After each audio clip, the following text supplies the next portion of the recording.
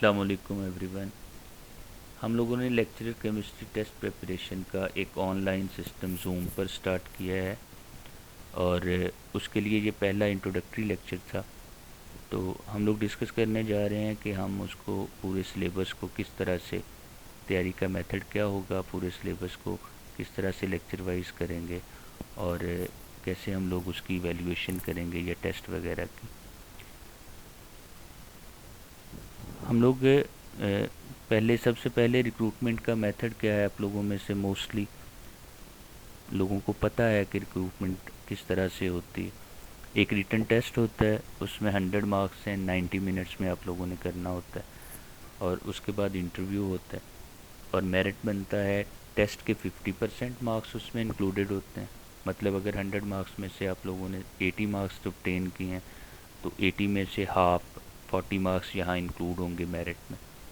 Academics के 40 marks होते हैं और ज़्यादातर लोग वरीड होते हैं कि मेरे एकेडमिक्स में मार्क्स कम हैं, तो एकेडमिक्स के मार्क्स जो हैं वो बिटवीन 30 टू 36 है, वो सब लोगों के काउंट हो जाते हैं। सो एकेडमिक्स में इतना ज़्यादा डिफरेंस नहीं आता मेरिट में। ऑलमोस्ट सारे लोगों के एकेडमिक्स के मार्क्स सिमिलर टाइप के 4-5 नंबरों का फ़र्क पड़ता है। इंटरव्यू के 100 मार्क्स हैं, ये बहुत ज़्यादा मैटर करते हैं। इंटरव्यू में जितने ज़्यादा अच्छे मार्क्स आप लेते हैं, टेस्ट आपका क्वालिफाई करने के लिए, इंटरव्यू के लिए, और फिर इंटरव्यू के मार्क्स ये मैटर करेंगे आपका मुकम्मल मेरिट बनाने में। और अगर किसी स्टूडेंट्स का खुदा न खास्ता पेरेंट की जॉब में गवर्नमेंट जॉब में वो उनकी डेथ हुई है तो वो 10 मार्क्स क्लेम कर सकते हैं।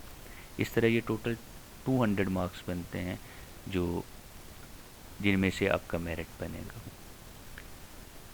रिटन टेस्ट जो 100 मार्क्स का होता है 90 मिनट्स में होगा। इसमें टोटल 100 MCQs हैं, 80 सब्जेक्ट रिलेटेड होते हैं और 20 जनरल नॉलेज के MCQs होते हैं। जनरल नॉलेज के MCQs यूजली डिवाइडेड होते हैं, उसमें कंप्यूटर के 2-3 क्वेश्चन आते हैं, इसी तरह मैथ से रिलेटेड 2-3 क्वेश्चन होते हैं, एवरीडे साइंस के 2-3 क्वेश्चन होते हैं। 2-3 क्वेश्चन उर्दू से लेता है, वो पूछता है कोई गज़ल या कोई बुक जो लिखी हुई है वो किस ऑथर की लिखी हुई है, इस तरह के क्वेश्चंस होते हैं। और उसके साथ जो जनरल नॉलेज है जिसमें ये रिसेंट करंट अफेयर से रिलेटेड कोई 2-3 क्वेश्चन पूछ लिए जाते हैं। 0.25 नेगेटिव मार्किंग होती है हर एक गलत MCQs के लिए।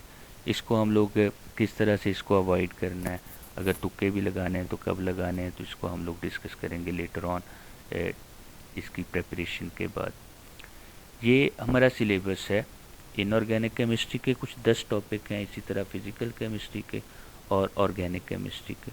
ये टोटल 30 टॉपिक्स हैं जिनको हम लोगों ने डिस्कस करना है, एक्सप्लेन करना है, तैयार करना है PPSC लेक्चरर टेस्ट की तैयारी के लिए या टेस्ट में अपीयर होने के लिए। इसमें आप लोगों को नज़र आ रहे होंगे, कुछ को मैंने रेड किया हुआ है और कुछ को ब्लैक। एक्चुअली ये रेड टॉपिक्स जितने हैं ये सारे के सारे एडवांस बुक्स में से हैं, मतलब इनको हम लोग BS केमिस्ट्री से, MPhil से या MSc लेवल को टच करेंगे।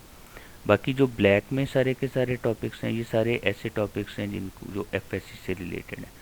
अब दो किस्म के कैंडिडेट्स हैं आप लोगों में से, कुछ कैंडिडेट्स फ्रेशर हैं, कुछ कैंडिडेट्स ऐसे हैं जिन्होंने कोई 2-4 साल पढ़ाया हुआ है FSC लेवल को।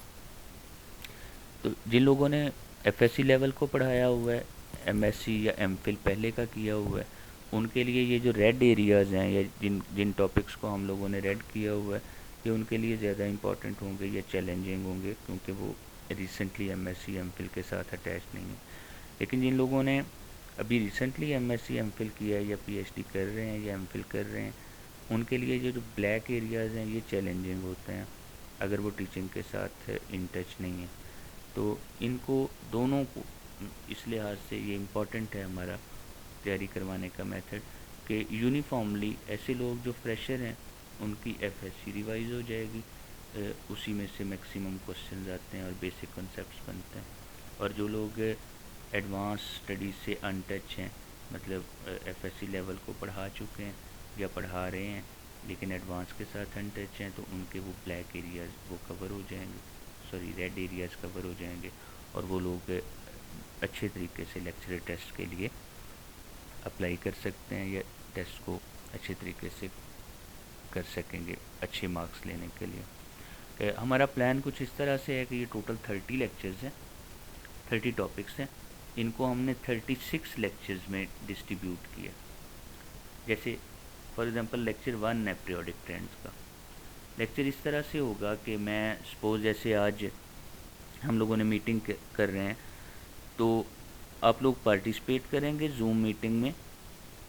पहले आधा घंटा 40 मिनट तक, जब तक मैं लेक्चर दे रहा हूँगा, आपके माइक म्यूट रहेंगे, आप समझेंगे। मैं आधे घंटे 40 मिनट में अपना लेक्चर वाइंड अप करूँगा। उसके बाद 1 बाय 1 आप लोगों से क्वेश्चंस लूँगा। तो एक एक का कैमरा या माइक जो है वो अनम्यूट करता जाऊँगा और आपसे 1 बाय 1 क्वेश्चंस लेता जाऊँगा। तो इस तरह एक एक टॉपिक हमारा एक लेक्चर कवर हो जाएगा 1 आवर में या उससे कुछ ज़्यादा कम टाइम में। एक लेक्चर कवर अप करने के बाद अगले दिन 12 बजे मैं उसके MCQs अपलोड किया करूँगा।